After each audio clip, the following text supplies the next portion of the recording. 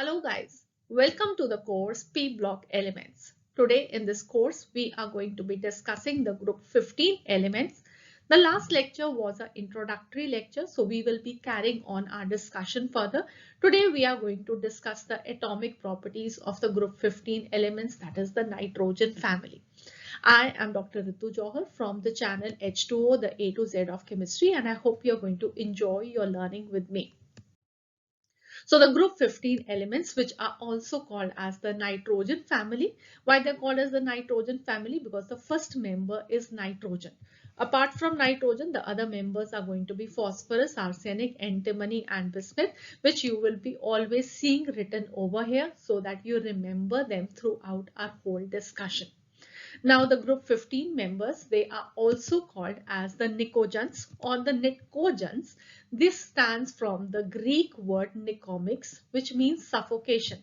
Now why they are called as suffocating elements? Well, they are called as suffocating elements because many of the compounds of these elements, they are suffocating in nature, they are harmful for the human beings, right? And therefore these group 15 elements, they are called as nicogens and the compounds are called as niconides. All right, so I hope you will remember this very important thing. Now we are going to discuss the group 15 elements atomic properties, and I'm going to show you here a table which is giving us the atomic and physical properties of these elements.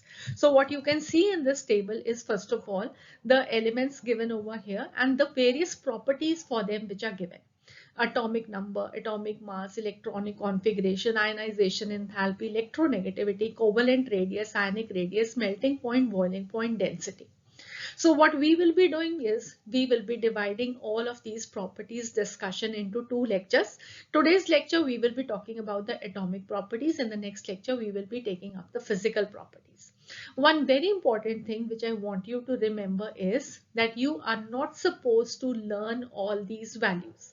Yes, you are supposed to know the atomic number for this, and atomic numbers we'll just now discuss how you're going to remember them. You do not need to remember the atomic mass for them. All right, so that is generally not asked. If there is ever a question asked on atomic related to the calculations where atomic mass is required, the atomic masses are generally given. Electronic configuration, obviously you are supposed to be knowing how you're going to write the electronic configuration. Then we will be discussing ionization enthalpy, electronegativity, and the radii in this lecture. But for that also you need not remember the values. What you're supposed to understand is what are the trends that we are seeing for these various properties. Similarly, in the next lecture, we will be talking about the melting point, the boiling point, the density. You're not supposed to remember these values. The only thing you have to understand is what is the trend that is going on, whether the properties values, they are increasing, decreasing, and so on. And that we will be doing in a great detail so that you have a complete understanding. Okay. So the first thing that we will be discussing is obviously is the electronic configuration. So the electronic configuration for these, we discussed it in the last lecture also, that they have the valence shell electronic configuration as ns2np3. So the group 15 elements, they are the p block elements. So the last electron, it has to enter into the p subshell. The p subshell, this has three types of orbitals. It has px, py, and pz. In each of the two orbitals, you are going to have two electrons. So two in this, two in this, two in this. So it is going to make it a filling of 6 electrons. Per one electron, there is going to be one group. So we start with group number 13 to group number 18. So in group number 13, one electron goes, second electron into group number 14. Then the third electron goes into group number 15. So that is why we have the general electronic configuration for them as to be ns2np3. So there are going to be 3 electrons into the p orbital, and the p orbital filling starts after we have finished the filling of the s orbitals, right? So this is going to be the general electronic configuration. Therefore, what do we have? We have the s orbital to be completely filled and the p orbital which is going to be half filled, and half filled configurations and fully filled configurations, you know, they are extra stable. So the electronic configuration tells us that these group elements, they are going to have a stable electronic configuration. So now let us look at the configurations. First of all, we have nitrogen. So nitrogen, this has the atomic number 7, right? So the electronic configuration is going to be, write down the first noble gas coming before it. That is going to be helium, and helium has 2 electrons in it. So what is going to be left behind? It is going to be 5 more electrons which have to be filled. Then the 2 electrons will go into 2s, and then it will be going into 2p. So we will be having the electronic configuration of nitrogen to be 1s2, 2s2, 2p3, or simply write the noble gas before the element that is concerned, and then write down the remaining valence shell electronic configuration. Then we move on to phosphorus. So phosphorus, this is going to be third period. Nitrogen was a second period.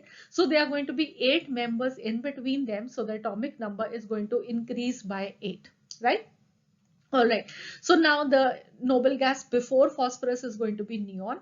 Then the remaining configuration is going to be 3s2, 3p3. For arsenic now, there is also going to be the filling of the d electrons also present in the third period. So now the difference in the atomic number is not going to be 8. It is going to be 8 plus 10 for the d orbitals. So it is going to be 18 more. So you can remember this also as here it is going to be 8. Then it is going to be 18. Then again it is going to be 18. And then here the f orbital filling is also going to take place. So it will be 32 more. And this is how you can remember the atomic numbers for them. And you can write the electronic configuration. So antimony, you are going to see 4d coming. And for bismuth, it is going to be 4f and 510 also 5d also coming before the filling of s and p orbitals of the sixth shell. All right, so I hope now you can easily write it. So this is something that you've already learned in class 11. So I think it is not going to be very difficult. So the general electronic configuration is essentially going to be ns2np3. And this is giving us an extra stable electronic configuration. So now we move on to the trends in the atomic properties of the nitrogen family. The first that you are going to learn is atomic radii, and along with that, the same trends we are going to see for atomic volume also. The same explanations are going to be for atomic volume also, because we have the atoms to be spherical in shape. So if the radii are going to increase, the volume, which is going to be 4 by 3 pi r cube, that will also be increasing. Okay, so the trends are going to be same for atomic radii as well as atomic volume. So the elements of the nitrogen family, they are going to be smaller than their counterparts in the carbon family. Why? Because from carbon to nitrogen, the atomic number is increasing. So the nuclear charge will increase. The nuclear charge is going to increase. Therefore, what does this mean? That the pull of the nucleus for the outermost electron is going to increase, and therefore the size is going to decrease. All right. The atomic radii, as we are going to go down the group, the atomic radii, they are going to increase with the increase in atomic number. And now this is because of the successive addition of the new orbitals, or you can say new shell. With each element, we are going to see an increase in the number of shell, and as the number of the shell is going to increase, the atomic size is also going to increase. So now what I want you to look at is this table. This is a table which is giving us the covalent radii for the group 15 elements. As I told you previously also, you're not supposed to remember these values, but just look at them and understand the trend that is taking place. So what you can see is from 70 picometer, 110, 121, 141 to 148, the atomic radii, they are going to increase down the group. So that is what you have to remember. In a particular oxidation state, you will be seeing that the nitrogen family members, they are going to show more than one oxidation state. We will be talking in detail about the oxidation state in the upcoming lecture. But for now, if the oxidation state for these members, they are going to be same, we will be seeing that the covalent radii and the ionic radii, they are going to increase down the group. Okay. So for the neutral atom also, for the ionic radii also, you have to remember that it is going to increase down the group. Now, why is it increasing down the group? Just now we talked about that as we are going to move from one atom to the other, there is going to be the addition of a new shell, right? So this was 2s2, 2p3. Now an added shell we have as a 3s2, 3p3, then 4s2, 4p3. So every time a new shell is being added, and when a new shell is being added, this means that the size is going to increase. But along with that, what you have to remember is the effective nuclear charge is also increasing. Right? So what does this mean, effective nuclear charge? Well, you have studied all of this in class 11 during the lectures on the periodic classification of elements. If you have any doubts, you can watch my detailed lectures on the periodic classification, class 11. But here also I'm going to just revise those concepts with you people. In case still there is going to be left any doubt, yes, you can watch the separate lectures for a detailed understanding. Okay. So now what do we mean by effective nuclear charge? Well, when we are going to move down the group, what you can understand is that here we have a nucleus, right? So nucleus has charge because of protons. The neutrons, they are neutral, right? So as we are going to move from nitrogen to phosphorus, the number of protons is going to increase. From phosphorus to arsenic, the number of protons is going to increase, and it is going to increase further. Now, when the number of protons is increasing, that means the positive charge of the nucleus is increasing, and therefore the electron which is going to be negatively charged, it is getting pulled towards the nucleus with a stronger force as we are going to go down the group. Right? So what does this mean? That the attractive force of the nucleus for the outermost electron is increasing down the group. And what effect will it cause? Well, it is going to pull the electron towards itself. And when it is pulling the electron towards the cell, this means that there is going to be a shrinking of the atomic size, right? So the shell is going to be that path which is going to be followed by the electron. It is not that there are certain paths onto which the electron is going. It is actually where the electron is moving, that path we call as the shell. So this means that the electrons, they will be coming closer. When they come closer, the size is actually decreasing. But what happens is there is one more thing that is also playing a role, and that is the in-between electrons which are present.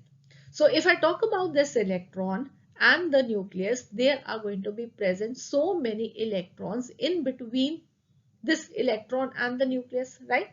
So these electrons, they are negatively charged. This electron is also negatively charged, and negative charges, they are going to repel each other. When they will be repelling each other, what will happen is this electron, rather than coming inside, would want to go towards the outside, right? So the nucleus is pulling the electrons in. These electrons in between, they are causing the electron to move out, and whatever is going to be the cumulative effect of this repulsion and attraction is what we call as the effective nuclear charge. And what we observe is, as we are going to go down the group, even the effective nuclear charge, this increases, but the dominating out of these two factors is going to be the addition of the new shell, and that is why what we see is an increase in the size as we are going to go down the group. Okay, I hope this is clear. Good. Now, the next thing I want you to again look at is at this covalent radii values once again. So here what you can see is, as we are moving from nitrogen to phosphorus, 70 to 110 picometer, the change in the radii is more. And when we are going to go down the group, if you look at antimony to bismuth, you just see a change of 7 picometer, not much a change in size. Why is this happening? This also should be very clear to you people, right? So what we see is that there is an increase in the atomic radii from nitrogen to phosphorus being considerable by a large amount. This is because we have two factors which were taking a role in increasing the radii. One was the addition of the new shell, and the other was the effective nuclear charge. The addition of the new shell is causing an increase in size throughout the whole of the group, right? So there is a more increase over here, a less increase over here is responsible, is because of what factor? That is because of the effective nuclear charge. Okay, so what we see in the effective nuclear charge, there were two things. One was the attractive pull of the nucleus, the number of protons being increasing, and the other was the screening effect of the electrons which are present in between, right? So as far as the nuclear charge increasing, the nuclear charge is increasing throughout. Okay, so the nucleus is pulling the electrons towards itself. But when we move from nitrogen to phosphorus, nitrogen is present in second period and phosphorus is present in the third period. So this is going to be present in the second shell and phosphorus is going to be present in the third shell.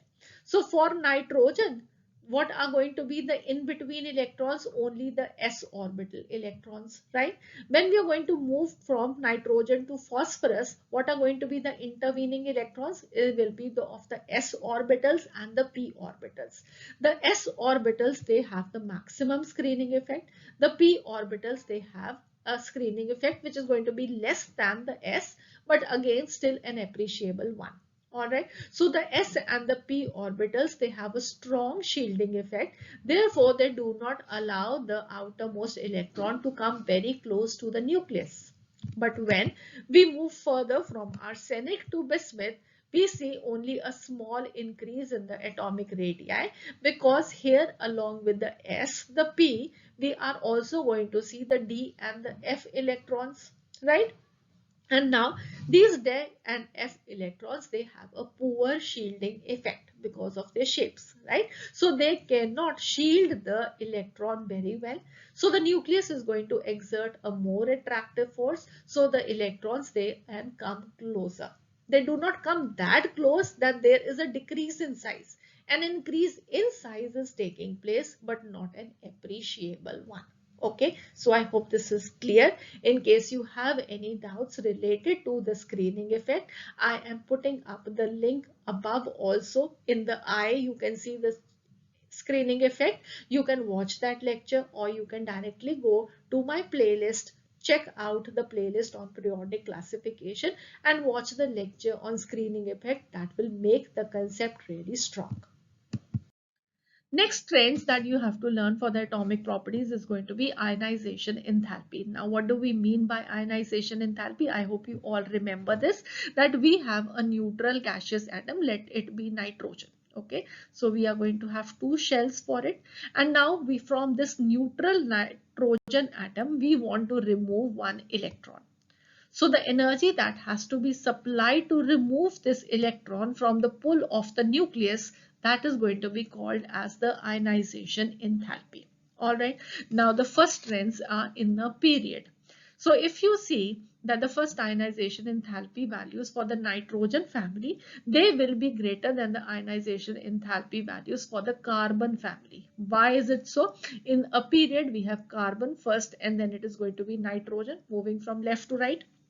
Right, so here the electrons from carbon to nitrogen, they are being added in the same shell, so the shell size is not increasing. All right, but what is increasing from carbon to nitrogen? The nuclear charge is increasing, and because the nuclear charge increases, the size from carbon to nitrogen is going to decrease.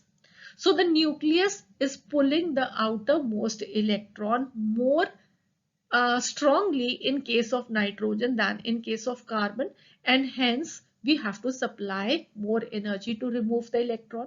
Another factor which is especially in the case of the nitrogen family is going to be the stable electronic configuration. We have the half-filled p subshell. So from a stable configuration, when we will be removing an electron, the configuration will be becoming unstable. So these elements, they do not have a tendency to get their electron removed, and hence we will have to supply more energy to remove the electron, right? So I'm holding something very strongly. I don't want to leave it. Obviously, the other person will have to pull with a greater force to get it from me. Okay, in case of carbon, it is not a stable configuration. It is not pulling that very strongly. So the less the person will have to supply less energy to remove that electron. I hope that will be clear.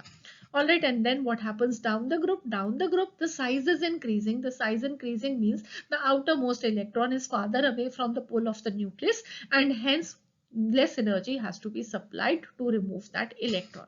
Now, what about the successive ionization enthalpies? What do we mean by successive? That once we have removed one electron, then we want to remove the second electron, then we want to remove the third electron. So what we see is the successive ionization enthalpy values, they increase. For example, if you look at the values for nitrogen, the first ionization enthalpy value is 1402 kilojoules. Then for the second value, it is going to be 2856, and for the third, it is 4577 kilojoules per mole. Okay, so all these values, they are in kilojoules per mole. You do not have to remember the values, but you can see that the values, they are increasing. Now again, the question is why? So I hope you all know the answer. In case of the first ionization enthalpy value, the nitrogen atom that had 7 protons pulling 7 electrons, right? And we are removing this 7th electron, you can say, and the energy that has to be supplied is 1402 kilojoules per mole. Now for the second case, when we have already moved one electron, the number of proton remains the same, 7 protons, but now the number of electrons is 6. So now these protons, they are pulling the electrons with a more greater force. Therefore, you will have to supply more energy to remove now the 6th electron. And when we move on to the next ionization enthalpy, the number of protons again is the same, but now the number of electrons is just 5. So you have to remove this 5th electron from here. So obviously, the number of protons pulling the number of electrons is going to be more. Therefore, the energy that has to be supplied to remove the electron from the pull of the nucleus is going to be more. Okay. I hope now this is clear. Now, one question I would like to ask you, which is not written over here. Can you tell me which is going to have a higher ionization enthalpy value? Will it be nitrogen or will it be oxygen? Can you tell me which will be having a higher ionization enthalpy value? Well, it is going to be nitrogen. Why it is going to be nitrogen? From again nitrogen to oxygen, the nuclear charge is increasing, but in case of the electronic configuration, this is going to be 2p3 and this is going to be 2p4, right? So when oxygen, you're going to remove one electron, it will get the configuration 2p3, which becomes a stable, unstable to stable, and here it is going to be stable to unstable electronic configuration. So that is why the electron from the oxygen atom can be removed more easily. It will be acquiring a stable configuration. Hence, the ionization enthalpy of nitrogen is greater than both of carbon as well as oxygen. So this is something very important that you have to remember. It is being very frequently asked in the examination. I will be showing you the previous year questions also at the end of the lecture. Now the next we have is the trend to learn about is electronegativity. So what is electronegativity? The tendency of an atom to pull the shared pair of electrons towards itself. Now what do we mean by that? Well, we have two atoms AA which have a covalent bond between them. Now these two atoms, they are identical in shape, so they will be having an equal tendency to pull the shared pair of electrons towards each other. Right? So this will also be pulling with the same force. This will also be pulling with the same force. Therefore, the electronegativity values for them are going to be the same. No electronegativity effect seen over here. This shared pair of electrons remains equally between both of them. But now when we have two atoms A and B, if the atom B, this has a tendency to pull the electron cloud towards itself, right? So this was the electron cloud. It has pulled it towards itself. Okay, and the A, it is just keep on looking at B that, well, this is more stronger than me, and it has pulled the electron cloud towards itself. So what would that mean? It means that the electronegativity of B is going to be greater than the electronegativity of A. Okay, so B has pulled the electron cloud. It is present between both of them, but it has pulled the electron cloud towards itself. Now we have to learn the electronegativity trends for the nitrogen family. So first of all, let us do it in a period. The comparison of the electronegativity of carbon family and nitrogen family. So in case of the carbon family and the nitrogen family, let us compare carbon and nitrogen. So carbon, this has 6 protons. Nitrogen, this has 7 protons. So this means that the nuclear charge of the nitrogen is going to be more than that of carbon. So the attractive pull this can have for a shared pair of electrons is going to be more. right? And also the size we have just now learned for nitrogen is going to be smaller than in comparison to carbon, right? So the size is less for nitrogen and the nuclear charge is more. Therefore, it can have a pull on the shared pair of electrons also, right? The small size and more charge. What does that mean is that we have nitrogen 7 positive, a small size. Okay, so it is pulling its electron first of all with a greater force, right? And we have simultaneously a carbon here. So this carbon, this was having a 6 plus charge. It has a less pull on its own electron. So now when it has to pull the electron from nitrogen towards itself, obviously it will be having a less tendency, whereas nitrogen, which has a more charge and smaller size, it can go and look beyond its own shell also and attract the electron from carbon also when there is going to be a bond between carbon and nitrogen. Do you understand this? So we can say that the electronegativity values for the nitrogen family, they are going to be more than the electronegativity values for the carbon family. Now, as we are going to go down the groups, the same thing, that the size is going to increase. Therefore, the electronegativity values, they will be decreasing down the group. And among the heavier elements, the difference will not that be much pronounced. So if you look at the values, these are the values on the Pauling scale that we have. Nitrogen, this has an electronegativity value of 3, then phosphorus is 2.1, then arsenic is 2, and antimony and bismuth almost the same values, 1.9. So in the period, what we are seeing is from carbon to nitrogen to oxygen and then to fluorine, the electronegativity values, they will be increasing, and as we go down the group, the electronegativity values, they will be decreasing. So that is all that we have to learn in this lecture, but now it is time to look at the lecture review questions, what all we have learned in this lecture and what are the various questions which are being asked in the examination. So the first question is, for the second period elements, the correct increasing order of the first ionization enthalpy is, and the choices, they are given to you, and these are the second period elements from lithium to neon, and you have to choose the correct order. All right, so here you can pause the video over here and just check out what is going to be your answer, and then we will be discussing it. This is a NEET 2019 question. So if you have done over here, what you will be able to see is that we have the least values for lithium. We have the maximum values for neon. So neon, this has the fully filled noble gas configuration. So the electron has to be removed with most difficulty in case of neon. And it is going to be the easiest in case of lithium because it has only one electron. So when it is going to lose that one electron, its electronic configuration will become of the nearest noble gas. Right, so this is going to be the least, this is going to be the maximum. Fluorine also, you are seeing that it is the same, so there is no change over here, and carbon also, it is in the same position. So what is varying over here is the values of beryllium and boron, and then the values of nitrogen and oxygen. Okay, and the principle remains the same for both of these. In case of beryllium, it is going to be 2s2 configuration, right? So in case of beryllium, it is going to be 2s2 configuration, and in case of boron, it is going to be 2s2 2p1. When you have to remove one electron from boron, it will get the nearest fully filled configuration, and in case of beryllium, when you're going to remove one electron, its configuration will become unstable.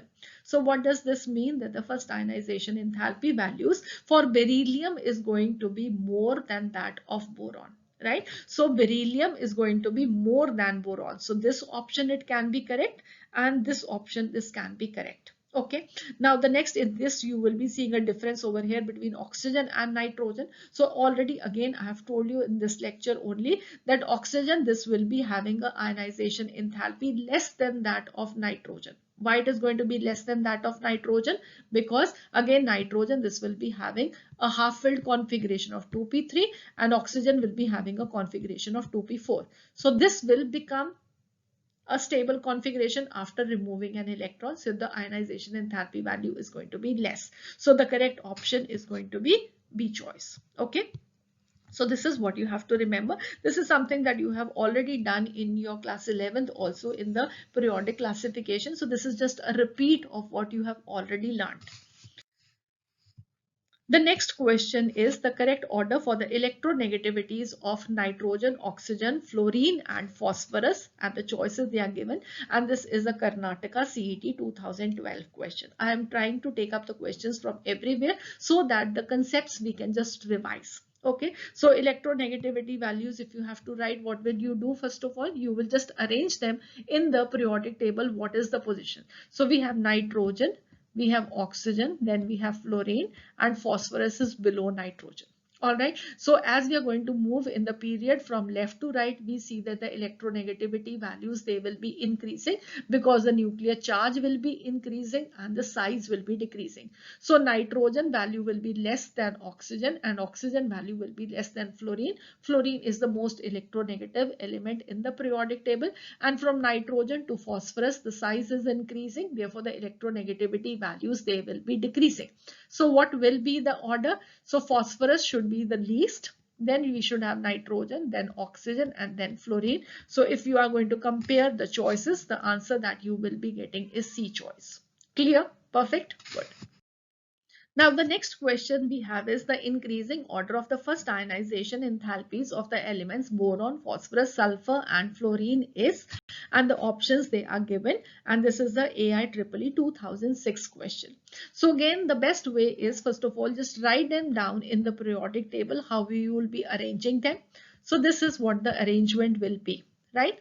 So this is how you will be getting. Now in a period moving from left to right, you know that the ionization enthalpies, they will be increasing, and as we go down the group, the ionization enthalpy values, they decrease. So fluorine, this will be having the highest ionization enthalpy value, and it has to be more than that of boron also. That is very clear. So first of all, we will be having these options. This option is not going to be correct. Okay. Next, you have to see between phosphorus and sulfur.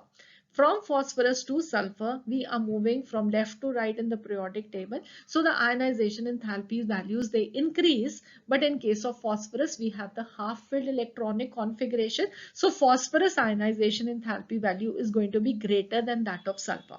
So where do we see that happening? Let us just check over here where phosphorus is having more ionization enthalpy value than sulfur.